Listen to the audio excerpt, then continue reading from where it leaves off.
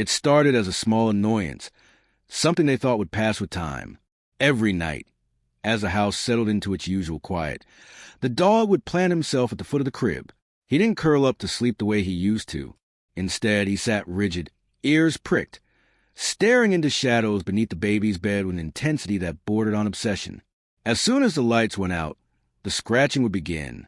First, a tentative scrape of paw against wood, then a rhythmic, determined digging that echoed to the baby monitor, crackling like static in the dark. They tried everything to stop it. A firm voice, a gentle nudge away, even locking the dog out of the nursery. But every time, he returned, claws raking at the floorboards, nails catching in the seams of the hollow click. When they picked him up to move him, he trembled. His entire body was taut with tension, and when they set him down, he bolted right back to the crib. It wasn't defiance. It was fear. During the day, the dog seemed exhausted, drifting in and out of uneasy sleep. But even then, he never strayed far from the nursery. His eyes followed the baby wherever she went, and the moment she was laid back in her crib, he crept to the same spot and resumed his vigil. At night, the scratching grew worse. Sometimes they would find with his nose pressed so hard into the gap under the crib that his breathing came out in ragged gasps. He looked at them as though pleading for them to understand, but they didn't. The exhaustion took its toll on everyone. The baby's sleep was broken by the relentless scraping, the parents' nerves frayed by worry and frustration. Was he sick? Was he reacting to a sound they couldn't hear? Or was it something more, some primal instinct telling him that danger was hidden in their home? The thought crept in late at night when the house was still, and the scratching was the only sound. And in that uneasy silence, the dog kept digging, trying to tell them something they didn't yet dare to believe. Morning came with a strange hush, as though the house itself was holding its breath.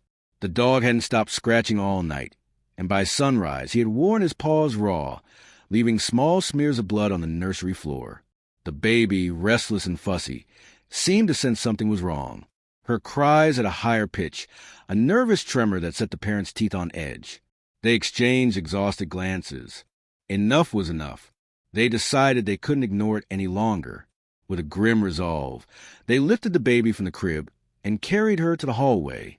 The dog darted forward, sniffing frantically along the baseboards, his nails scrabbling at the same spot he'd fixated on for days. When they tried to pull him back, he whined, deep and desperate, and pressed his muzzle into the gap between the boards. The father knelt and ran his hand along the seam. He paused. The wood felt cooler there, as if a current of air seeped from below. Without another word, he fetched a pry bar from the garage. The dog leapt back, barking wildly as he wedged a metal tool into the crack, and began to lift. The board groaned, resisting at first, before giving way with a sharp pop. The smell hit them instantly, a faint, earthy musk that made the mother's stomach lurch. They peered into the dark hollow. At first, it looked like a bundle of rags or a scatter of pale stones.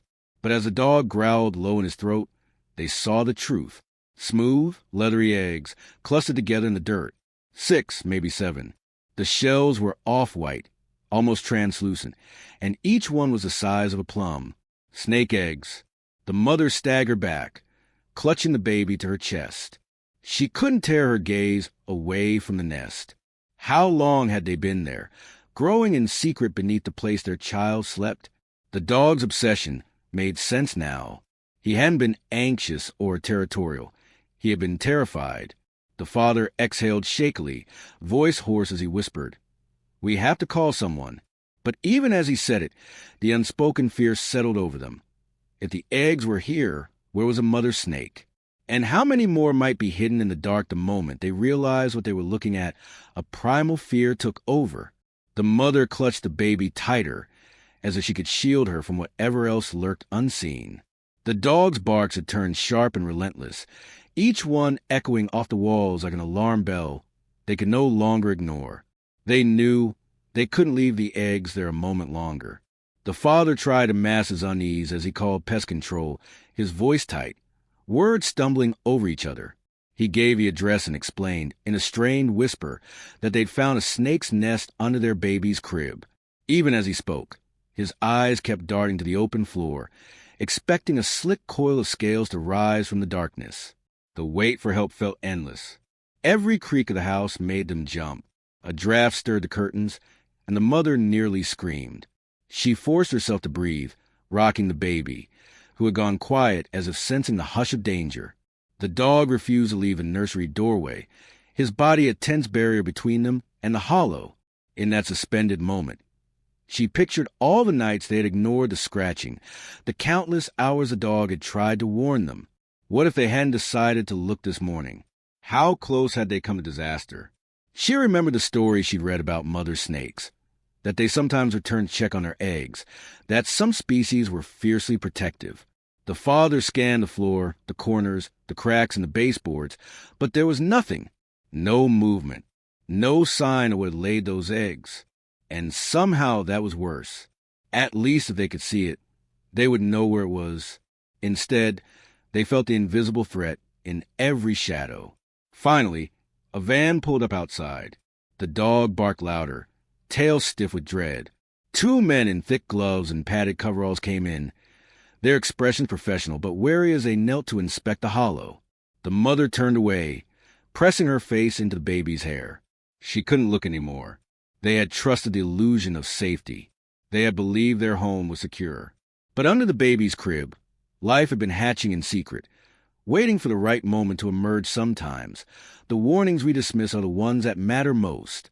Trusting your instincts and the instincts of those who care for you can mean the difference between safety and catastrophe. What hides beneath the surface is often far more dangerous than what we see.